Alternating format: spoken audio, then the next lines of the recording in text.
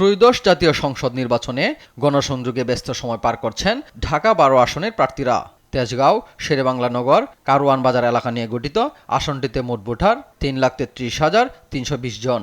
প্রতিদ্বন্দ্বিতা করছেন ১৫ জন।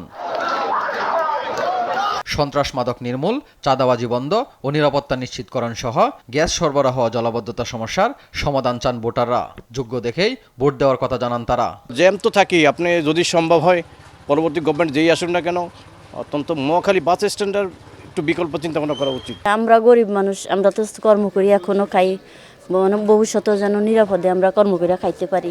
দোকানের কাছে আতাসা অনেক তো করে, এই যে আমার আঙ্গুলের কি অবস্থা করছে, আমার তো সাতাশা ওর পরে আমি কি সাতাশি মতো করে আমি 1100 না 1200 টাকা ছিল দোকানের টাকা। ও বলা হইতেছে যে এটা দোকানের টাকা বা এটা নিয়েন না, ওরা মানে অনেক কিছু বলতেছে। তারপর একটা চাপাটিও ছিল সাথে। বিভিন্ন ধরনের মাদকের সমস্যা আছে, গ্যাসের সমস্যা থাকে, গ্যাস থাকে না সচরাচর, পানির সমস্যা থাকে।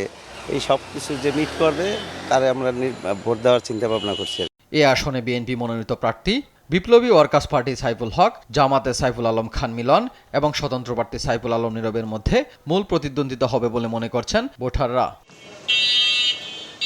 শিল্পাঞ্চলে এই আসনটিতে সব সমস্যার সমাধানে বিশেষ নজর দেওয়ার কথা জানিয়েছেন প্রার্থীরা। মহাখালী বাস টার্মিনাল ও তেজগাঁ ট্রাক স্ট্যান্ড আধুনিকায়ন সহ যানজট নিরসনের কথাও জানান তারা। একটি বিকল্প ট্রাক স্ট্যান্ড গড়ে তোলা, আর যেখানে আমি চাই যে বাস স্ট্যান্ডের ব্যাপারেও কিছু ছোট ছোট সুবিধা আছে যেটা চালকদের এবং আমাদের যাত্রীদেরকে আপনার ফ্যাসিলিটেট করবে। গ্যাস, পানি, সুয়ারেজ এবং জলাবদ্ধতা। তো সে কারণে আমি অলরেডি একটি ইঞ্জিনিয়ারিং টিম গঠন করেছি, এরা কাজ শুরু করেছেন এবং আমার খুব দৃঢ় বিশ্বাস যদি আমি নির্বাচিত হতে পারি এবং আমার হাতে যদি সুযোগ আসে, এই টিমটাকে আরও সুন্দরভাবে গুছাতে পারবো। আমার ধারণা আমরা ইতিমধ্যে 95% বা তার বেশি মানুষের কাছে আমরা গেছি, যারা জানেন যেখানে বিপ্লবী ওয়ার্কার্স পার্টি বা বিএনপি সমর্থিত সাইফুল হকের নির্বাচনী প্রতীক যে কোদাল, এই খবরটা তারা মোটামুটি জানেন। নিরাপদ একটা স্বচ্ছন্দ জীবনের জন্য নাগরিক সেবা নিশ্চিত করে ঢাকা 12 আসন টাকার বাসযোগ্য অঞ্চল হিসেবে এটাকে গড়ে তোলা। সন্ত্রাস চাঁদাবাজির সমস্যা, কৃষকের সমস্যা এবং গ্যাস পাওয়া যাচ্ছে না এই সমস্যা, পানিতে দুর্গন্ধযুক্ত পানি। আমি বিশ্বাস করি আমি এই সমস্যাগুলো এই এলাকার জনগণকে সাথে নিয়ে আমি এগুলো সমাধান করব।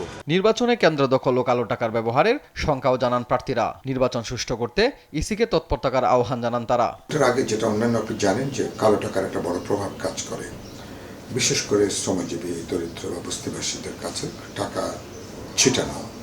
তো সেটাও একটা বড় একটা জায়গাটা আমরা চেষ্টা করছি ব্যাপারে আমাদের দিক থেকে মানুষ সচেতন করবার জন্য। এক দলের লোকেরা শীর্ষ সন্ত্রাসী, যাদের নাম আপনারা সকলে জানেন, তাদের নিয়ে পরশুদিন মিটিং করেছেন এবং কিভাবে তারা এই কেন্দ্রগুলো দখল করবেন এই পরিকল্পনা করেছেন। তাদের তো অস্ত্র আছে, তাহলে এই এতদিনের পরিশ্রম তো সব ধ্বংস হয়ে যাবে। নির্বাচনে যে প্রার্থী জয়ী হোক না কেন, জনগণের ভাগ্য পরিবর্তনে কাজ করবে, এমনটাই প্রত্যাশা এলাকাবাসীর। ত্রয়োদশ জাতীয় সংসদ নির্বাচন যত গণিয়ে আসছে ততই বাড়ছে উত্তেজনা। ঢাকা 12 আসনও তার ব্যতিক্রম নয়। একদিকে যেমন জনগণের প্রত্যাশা, অন্যদিকে প্রার্থীদের প্রতিশ্রুতি। তবে জনগণের আকাঙ্ক্ষা পূরণে 12ই ফেব্রুয়ারি জাতীয় নির্বাচনের মধ্য দিয়ে কে হাসবে বিজয়ের হাসি, সেটি এখন দেখার বিষয়। হিমেল, দেশ টিভি, ঢাকা।